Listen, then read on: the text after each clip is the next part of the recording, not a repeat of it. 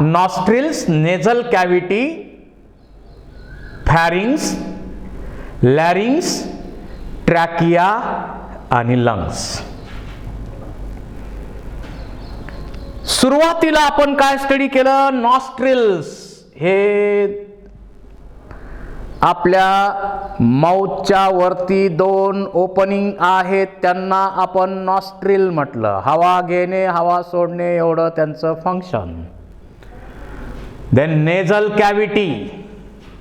या nasal cavity मध्ये सुरुवातीचा पार्ट म्हणजे व्हेस्टिब्युलर पार्ट, नंतर रेस्पायरेटरी पार्ट, त्यानंतर ऑल्फॅक्टरी पार्ट. जी हवा घेतली ती फिल्टर करणे, वॉर्म करणे, मॉइस्ट करणे आणि त्याच्यामध्ये काही मायक्रो ऑर्गॅनिझम असतील तर ते किल करणे, हे काम नेझल कॅव्हिटी मध्ये केलं जातं. हे काम नेझल कॅव्हिटी मध्ये केलं जातं. त्याच्यानंतर फॅरिंग्स. फॅरिंग्स मध्ये 3 पार्ट्स आहेत: नेझोफॅरिंग्स, ओरोफॅरिंग्स, लॅरिंजोफॅरिंग्स. इथं कुठलंही प्रोसेसिंग हवेवर केलं जात नाही. डायजेस्टिव्ह सिस्टीम आणि रेस्पायरेटरी सिस्टीमचा क्रॉसरोड या ठिकाणी आहे. हा आहे आपला साऊंड बॉक्स, लॅरिंग्स, आपलं स्वरयंत्र, ज्याच्या साह्यानं आपण बोलतो. त्याच्यामध्ये 9 कार्टिलेज, 3 अनपेयर्ड आणि 3 पेयर्ड आहेत, ते पण आपण पाहिले. व्होकल कॉर्ड्स आहेत. मेल मध्ये थिक आणि लॉंग असतात, त्यामुळं लो पिच साऊंड, करडा आवाज मेलची सेकंडरी सेक्शुअल कॅरेक्टर आहे. टेस्टोस्टेरॉनमुळे ती कॅरेक्टर आहे. आणि फिमेल मध्ये मात्र शॉर्ट असतात, म्हणून हाय पिच साऊंड फिमेलचा आहे, सॉफ्ट व्हॉइस आहे. व्होकल कॉर्ड म्हणजे आपलं असं व्होकल कॉर्डच्या मोमेंट्स होताना आवाज कसा येतो ते दाखवले, बाकी काही नाही याच्यात. हे व्होकल कॉर्ड्स, व्होकल कॉर्ड इथं पण आहेत आणि हे लॅरिंग्स. त्यानंतर आपण स्टडी केला ट्रॅकिया. 12 सेंटीमीटर लांब, 2.5 सेंटीमीटर रुंद असा हा पाईप, ज्याला 16 ते 20 इनकम्प्लीट सी-शेप्ड हायलाइन कार्टिलेजच्या रिंग्ज आहेत. यावर क्वेश्चन तुम्हाला विचारला जातो, what is the length of trachea? 12 centimetres in length. Trachea is supported by how many C-shaped incomplete rings of cartilage? 16 to 20. कशासाठी आहेत? It provide rigidity and prevent collapsing. मग मागच्या बाजूला म्हणजे डॉर्सल साइडला तिथं का त्या कार्टिलेजच्या रिंग्स नाहीत? तिकडं इसोफेगसचा सपोर्ट आहे म्हणून गरज नाही. आणि या ट्रॅकियाच्या ब्रँचेस म्हणजे ब्रॉन्काय. ब्रॉन्काय मध्ये 2 bronchi, 2 primary bronchi. Right bronchus 2.5 centimetre लांब आहे आणि ते डीपली सीटेड आहे. त्यामुळे क्वेश्चन विचारला जाईल, why the chances of infection in lungs are more? कारण राईट ब्रॉन्कस शॉर्ट आणि डीपली सीटेड आहे. Left bronchus 5 centimetres in length.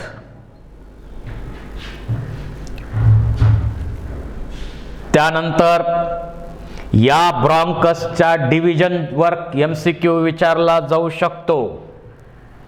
Primary ब्रॉन्कस, आता राईट प्रायमरी ब्रॉन्कसचा विचार करा. Right primary bronchus divides into 3 lobe आहेत ना, त्यामुळे 3 ब्रँचेस निघाल्या सेकंडरी ब्रॉन्काय. त्या 3 ब्रँचेस पासून पुन्हा 10 टर्शरी ब्रॉन्कायच्या ब्रँचेस निघतात. आणि लेफ्ट कडनं म्हटलं तर 2 लोब आहेत, त्यामुळे 2 ब्रँचेस म्हणजे 2 सेकंडरी ब्रॉन्काय आणि त्या 2 पासून पुढं 8 टर्शरी ब्रॉन्काय इथून सुरू होतात. त्याच्यापासून पुढं bronchioles, terminal bronchioles, respiratory bronchioles finally opens into alveolar duct and alveoli. Alveoli. त्यानंतर लंग्स किती आहेत? 2 आहेत. कुठे आहेत? थोरॅक्स मध्ये आहेत. कुणाच्या बाजूला आहेत? हार्टच्या दोन्ही बाजूला आहेत. हार्टच्या दोन्ही बाजूला आहेत. याच्यामध्ये राईट लंग मध्ये किती लोब आहेत? 3. Superior, median, inferior. Left lung मध्ये 2. या लंग वरती जे कव्हरिंग आहेत प्ल्युरल मेम्ब्रेन्स आहेत. आउटर प्ल्युरल मेम्ब्रेन कोणतं? परायटल. इनर विसरल. दोन्हीच्या मध्ये गॅप आहे का? आहे. काय नाव आहे? Peri pleural cavity. आणि या प्ल्युरल कॅव्हिटी मध्ये काय भरलंय? लुब्रिकंट फ्लुइड भरलंय. Pleural fluid. काय उपयोग आहे त्याचा? फ्रिक्शनलेस फ्री मोमेंट व्हाव्यात यासाठी. हे लंग कशावर रेस्ट झालेले आहेत? डायफ्रॅम वरती दोन्ही लंग्स रेस्ट झालेले असतात. आणि इथं प्रोटेक्शन कशाचं आहे? थोरॅक्स. या थोरॅक्सचं प्रोटेक्शन या ठिकाणी दिलेलं आहे. तेच पुढं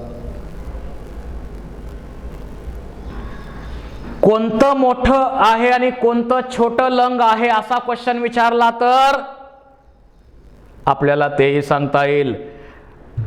right lung is larger 600 grams in weight. Left lung is smaller about 560 gram in weight. आणि या ठिकाणी हार्टचा पार्ट येतो म्हणून इथे एक नॉच असतं लेफ्टच्या ठिकाणी.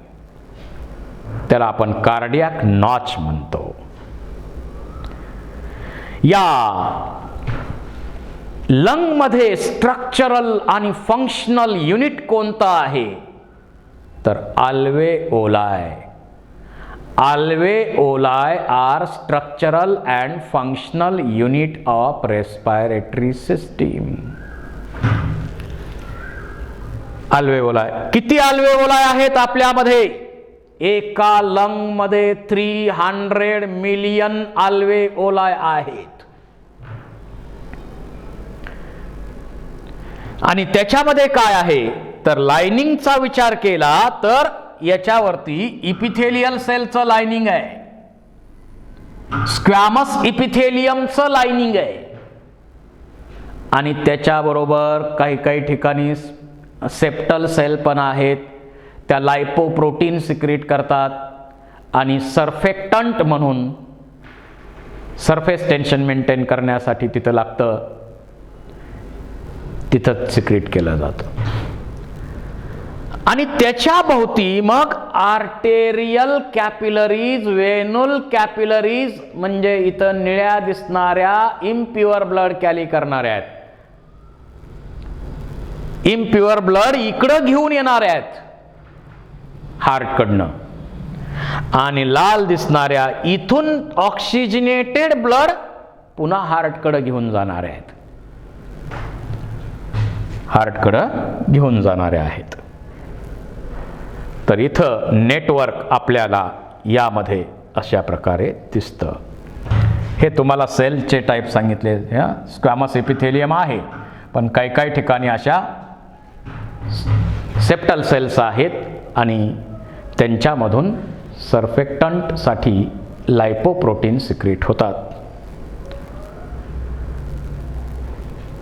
अशा प्रकारची रेस्पायरेटरी सिस्टीम आणि त्यावर वेगवेगळ्या पद्धतीनं विचारले जातात MCQ. मी तुम्हाला त्याचे काही व्हिडिओज आता दाखवणार आहे, त्यावरून आणखी तुम्हाला रेस्पायरेटरी सिस्टीम 100% क्लिअर होईल.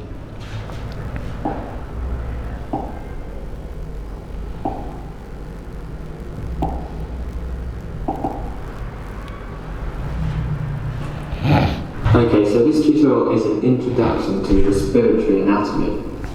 So the purpose of the respiratory system is essentially to deliver oxygen to the cells of the body and to remove carbon dioxide. So we'll just start from the outside and work our way in. So we'll start at the nose and mouth and work our way in towards the lungs, and we'll talk you through some of the structures which make up the respiratory system.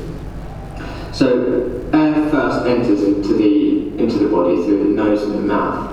So the nose, the nostrils contain hair which fills the air, and there's also a mucous membrane which lines the nose and nasal cavities, which helps to warm and moisten the air as it passes through. And then when the air passes through up into the nostrils and into the nasal cavities, so you can see these nasal cavities here, it passes into the pharynx. So just behind the nasal cavity is the pharynx, which extends down to the larynx and the esophagus. So the other pathway for air is through the mouth. So the air enters into the mouth and passes posteriorly into the pharynx. So the pharynx is this muscular tube posteriorly behind the nasal and nasal cavities in the mouth, and it joins the nasal cavities in the mouth to the esophagus and the larynx below. So you've got three parts to the pharynx. You've got the nasopharynx at the top, the oropharynx, which is just behind the mouth, and the laryngopharynx, which sits inferiorly. So if I just rotate around, you can see the esophagus sitting posteriorly, and you can see, so you can actually see the thyroid here. I'll just remove that and we'll take a look at the larynx. So the larynx is these set of structures here, and it's also known as the voice box. So it sits just behind the hyoid bone, sorry, below the hyoid bone. So you can see the hyoid bone just here. So you can see the set of structures, which is the larynx. So this is important in producing the voice, so voice production, and also allowing air into and out of the lungs. So the larynx consists of several cartilages, and you can see this big one here. This is the thyroid cartilage, and in males this forms the Adam's apple. So I'll do a separate tutorial on the larynx because there's quite a lot to learn. So the larynx connects the laryngopharynx above to the trachea below. So the trachea is this long pipe, and it connects the larynx to the lungs. So you can see on the trachea there's these kind of rings. So the trachea has these C-shaped cartilaginous rings which help to form its structure. So if I just rotate around, you can see the esophagus behind. So the C-shaped rings mean that there's cartilage sort of anteriorly and laterally in the. इथं जर तुम्ही पाहिलं तर C shaped कार्टिलेजच्या ring इथं दिसतायत, पण मागच्या बाजूनं इसोफेगस आहे.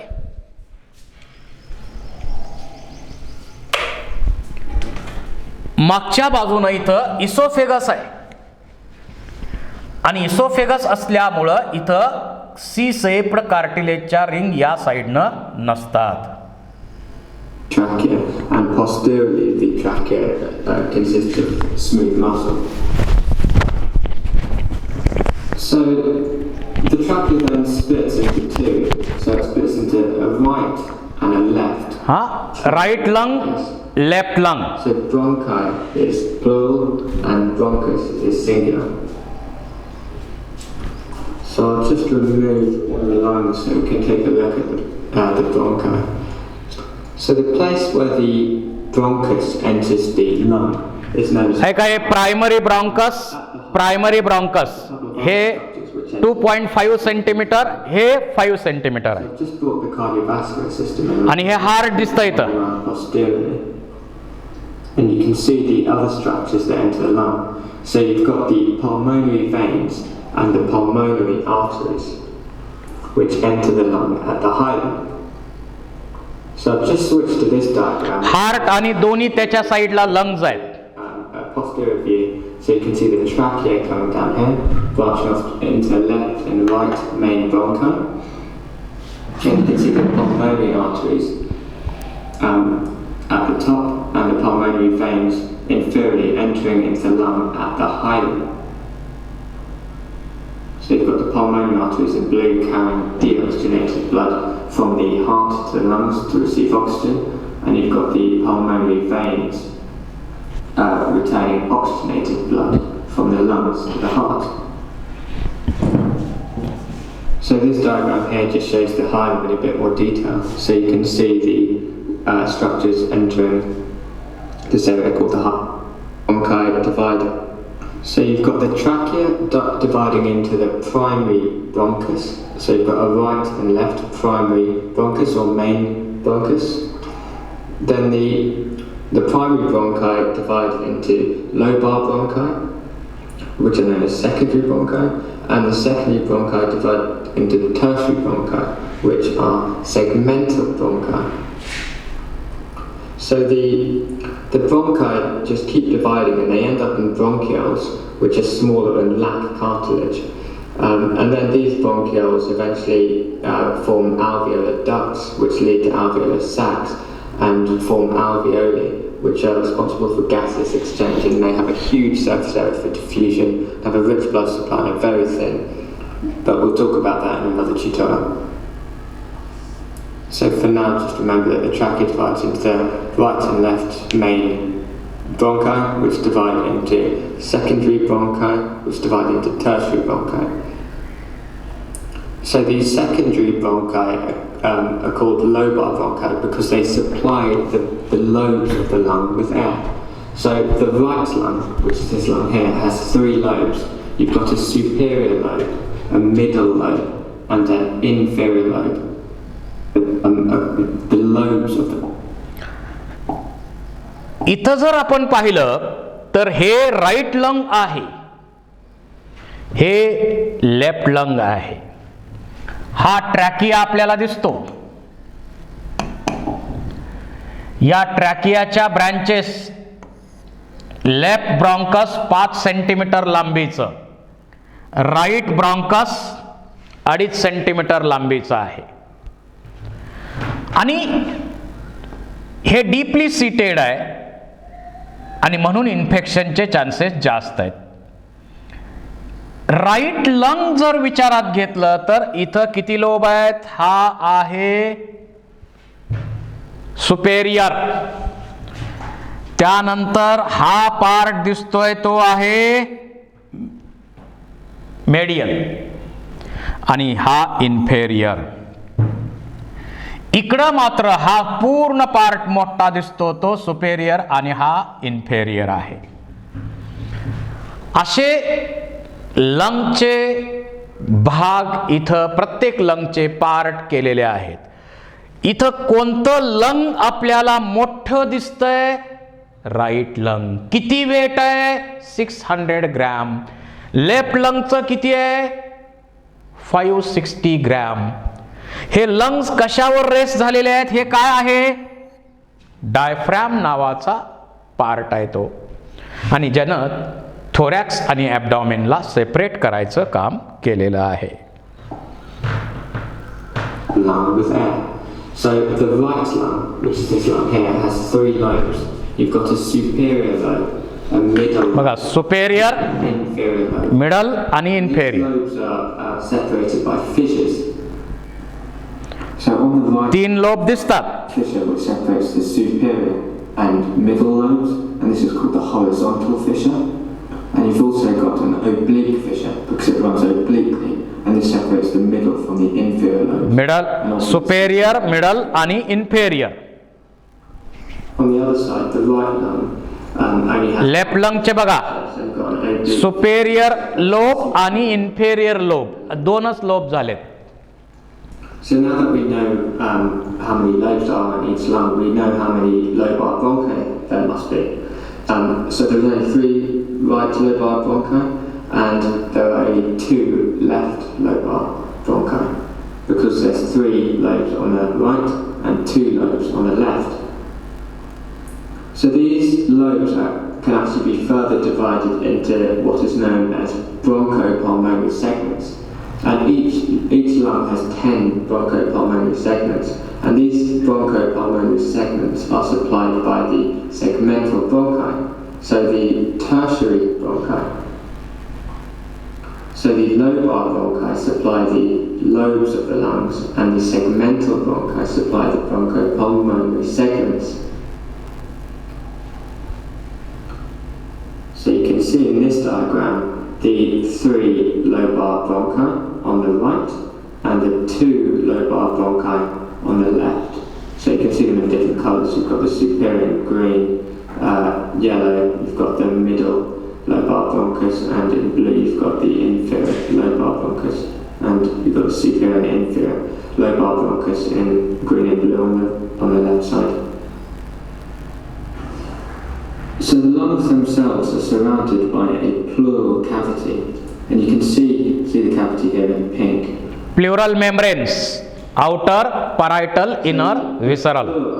Or the pleural cavities are serous membranes which line the lungs, and there's a visceral pleura and a parietal pleura. So the visceral pleura lies very closely to the lung and adheres closely to the lung tissue, and the parietal pleura lines the thorax. And both these pleural layers are continuous at the hilum. So between the visceral pleura and the parietal pleura is the pleural cavity, and this contains pleural fluid. So this space between the visceral and the parietal pleura is only a potential space. So in normality, these layers lie in very close contact, and you've got this thin layer of pleural fluid. So I've just switched over to this cross section of the lungs. So you can see so anteriorly up here, posteriorly down here, and you've got the left lung and the right lung. And we'll just take a look at so you can see the pleura in this diagram. So you can see at the hilum, these 2 layers are continuous. So you've got the outer layer, which is the parietal pleura, which lines the thorax, and then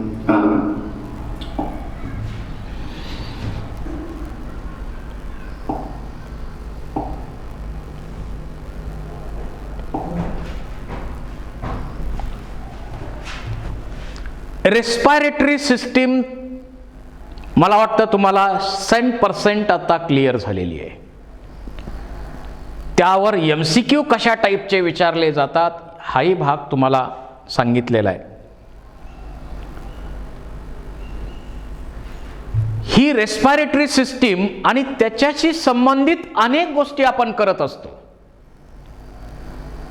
जसं आपण हसतो, रडतो, आपल्याला खोकला येतो, आत्ताचा काळ danger आहे.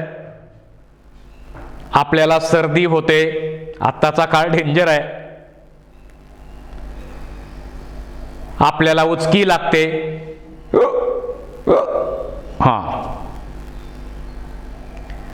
बराच वेळ आपण एखाद्या ठिकाणी शांत बसलेलो आहोत. त्यावेळी आपल्या मेंदूला थोडी विश्रांतीची गरज आहे. म्हणजे विश्रांती म्हणजे ऑक्सिजनची कमतरता निर्माण होते. त्यावेळी आपण जांभई देणे, त्याला आपण यार्निंग म्हणतो. अशा अनेक गोष्टी या सिस्टीमशी संबंधित आहेत. आणि आपला जो वेद आहे, वैदिक लिटरेचर आहे, या लिटरेचरमध्ये रेस्पिरेटरी सिस्टीमवर फार भर दिलेला आहे. जसं शरीर आपलं मजबूत व्यवस्थित राहण्यासाठी आसनांचा वापर केला जातो, आसनं केली जातात.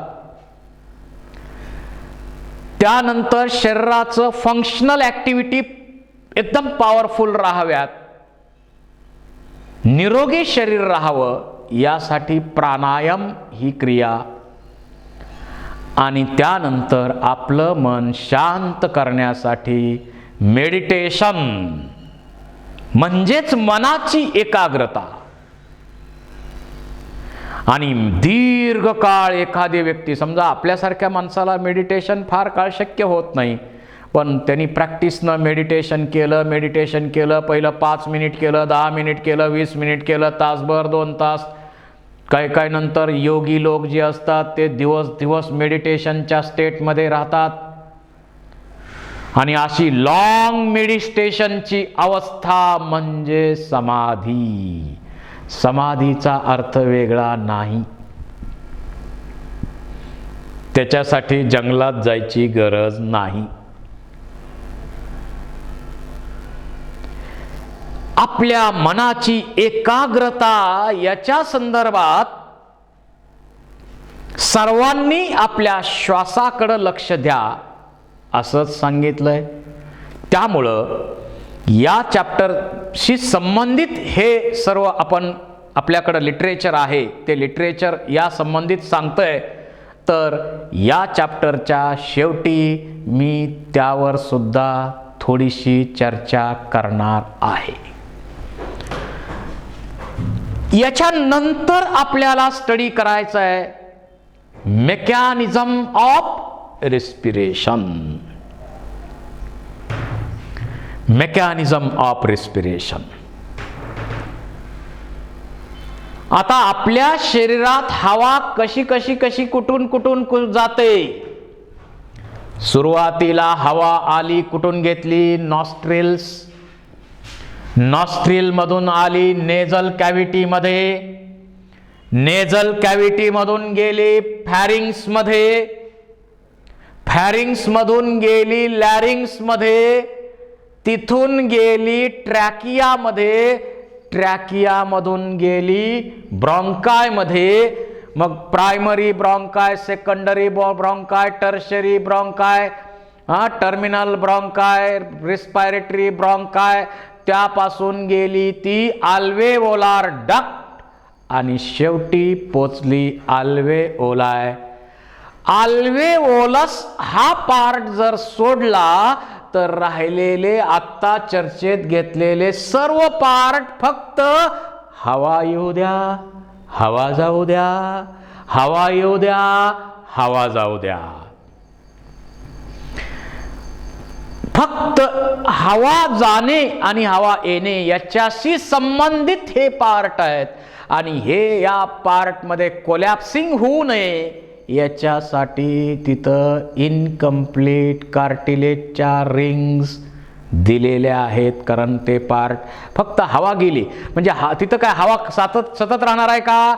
हवा आत आली, हवा बाहेर गेली म्हणजे सतत राहणार आहे का? नाही.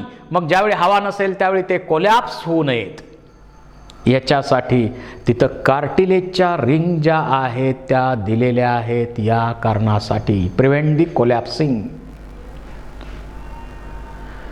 तर ॲक्च्युअल एक्सचेंज ऑफ गॅसेसची प्रोसेस कुठं केली जाणार आहे? Alveolus, because it is a structural and functional unit of respiratory system. आणि या रेस्पिरेशनच्या मेकॅनिझमचा आपल्याला स्टडी आता यानंतर करायचा आहे. आणि त्यामध्ये exchange or breathing, exchange of gases at lung level, tissue level, transport of gases, हे सर्व आर्टिकल आपल्याला स्टडी करायचे आहेत. ते एवढ्या डेप्थनं आपण स्टडी करू की ज्यामुळं नीटमध्ये या चॅप्टरवर कोणताही कसाही क्वेश्चन कुणी टाकला आपल्याला सुटला पाहिजे.